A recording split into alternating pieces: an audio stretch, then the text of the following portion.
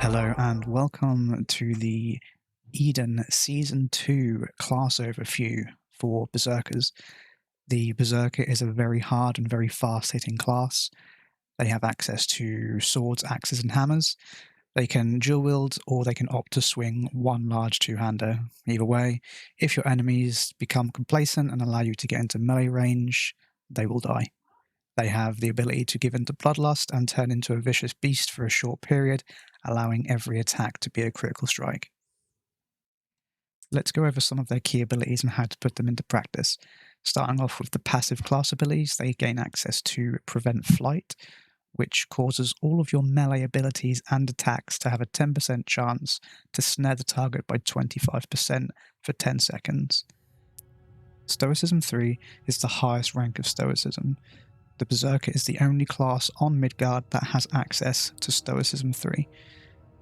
This reduces the duration of all crowd control effects by 25%, and it also stacks with Determination, which we'll be going over in a later part of this video. Next up on the passive class abilities is the Climb Walls ability.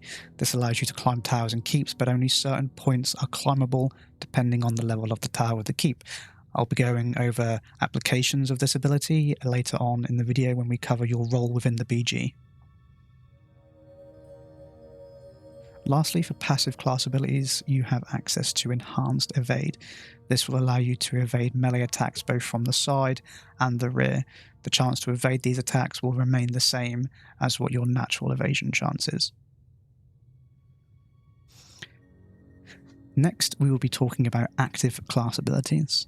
These are abilities that require you to use them to gain the benefit of them. Starting off with the Berserker's staple ability, Berserk.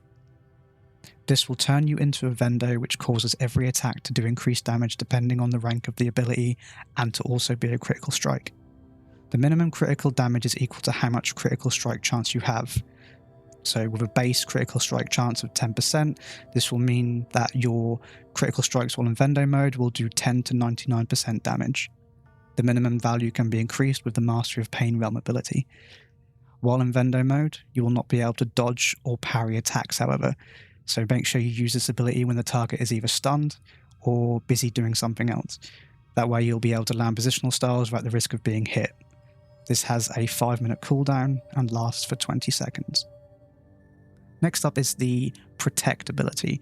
Now, every melee class has access to this, and what this does is when you put this buff onto a friendly group member, it means that every time that they use a healing a spell or a magic attack, you have a chance to taunt the target that they are attacking, making that target attack you for a short period of time.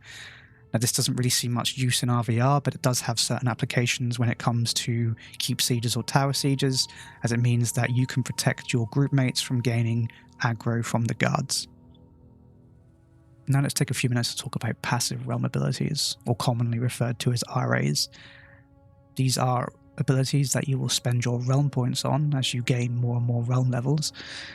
I haven't listed all of the abilities here because there's quite a few of them, and I only want to talk about the ones that I feel are more important or have more usefulness over the other ones.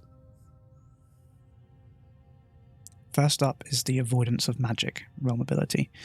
This reduces all magic damage taken, and the amount is dependent on the level of the realm ability as listed on screen.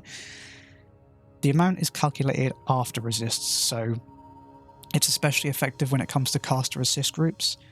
Now, the tooltip can be a little bit misleading because it says it increases your magical resists by the following amounts, but that's not strictly how it works. How it works is that even if you have 0 resist and a certain resist, say you have level 5 Avoidance of Magic, that particular school of magic will still do 10% less damage. Next up, we have the Mastery of Pain ability. This will increase your critical strike chance and all melee abilities by the listed amount, depending on the level of the ability. Now, for Berserkers, as we mentioned earlier, this has a hidden bonus, as it will increase your minimum critical strike damage while in Vendo form, which makes Mastery of Pain particularly valuable for Berserkers and should be one of the main realm abilities that you focus on when you have all the other ones that you need. Next up is the Determination realm ability. Now, you're going to hear Determination spoken about a lot in this video series, as it is one of those abilities that I believe every single class that has access to it should get Determination 9 as soon as possible. It is incredibly cheap. It's had its cost reduced between Season 1 to Season 2, so it's now a lot more accessible. That, coupled with it stacking with Stoicism and also Charge, the small periods of time where you can be CC'd, it's going to make the CC last next to no time at all, and you're going to notice a massive difference in your gameplay. This ability should be focused as soon as possible. Then you have Long Wind. Long Wind reduces the amount of endurance consumed while sprinting. Every single person that plays an RVR will have Long Wind 1 without any exceptions. It allows you to what's called perma-sprint, so you can have your sprint ability going at all times, and your endurance will not be fully consumed as long as you either have an endurance buff up or an invigoration potion currently going. And lastly, for the passive realm abilities, there is reflex attacks. This gives you a chance to automatically counter with an unstyled swing anytime a melee hit is taken. This works on a 360-degree angle, which means that you can reflex attacks an enemy that is behind you and to the side of you also. Now, you need to be quite high realm rank to be considering this, as there's other things that you need to focus on first, such as Charge 5, Determination 9, Mastery of Pain. You want to get that quite high before you get reflex attacks.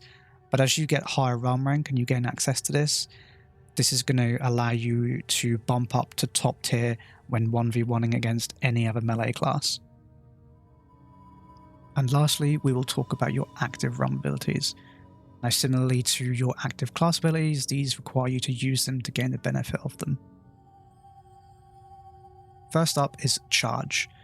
Now, in Season 2 of Eden, Charge has been given to a lot more classes than had access to it in Season 1, but it still remains one of the, if not the strongest melee realm ability that you have access to.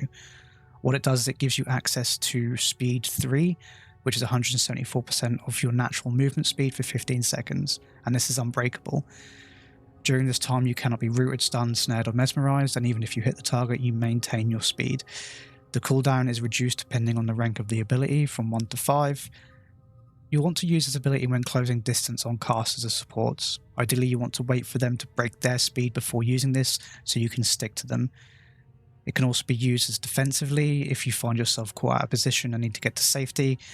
The base cooldown of this is 15 minutes, but the cooldown is reduced at higher ranks, going all the way down to 1 minute and 30 seconds, which is an incredibly high uptime for an ability this strong.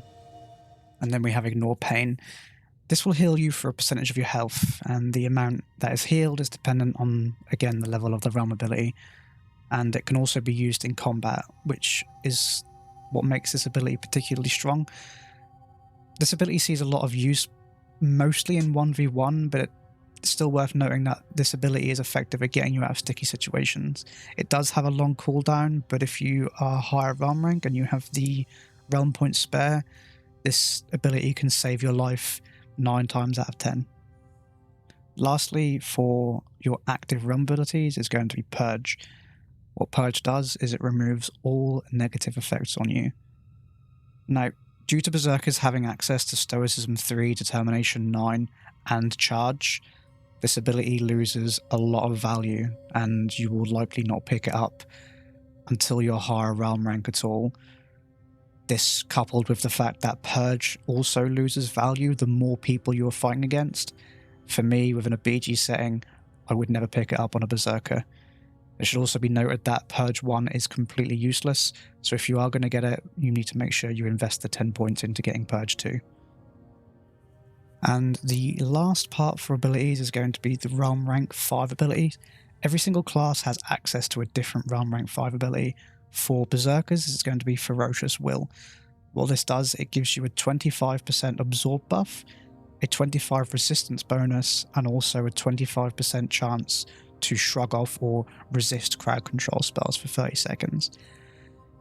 This is a fantastic ability to initiate a fight with, as it provides very high defensive stats. I would try to avoid using it in conjunction with charge though, as it completely negates the crowd control part of the ability. But obviously if it's going to save your life, by all means use it. This also incurs a 10-minute cooldown. Now let's talk about your role as a Berserker within the BG. I'm going to break this down into 3 sections. You're going to have the open field, the tower and keep attacking, and the tower and keep defense. This will allow you to understand what you should be doing in each given scenario that will best benefit your realm. Firstly, let's talk about your role within open field skirmishes. You want to be at the front of the line and you want to smack stuff until it dies. That is essentially your role. You want to focus on casters and supports or other classes that have little to no armor. If you find yourself primarily in a melee group, looping around, then flanking the enemy BG is always an effective strategy, but this requires a little more communication. So start off with, you want to focus on just hitting things.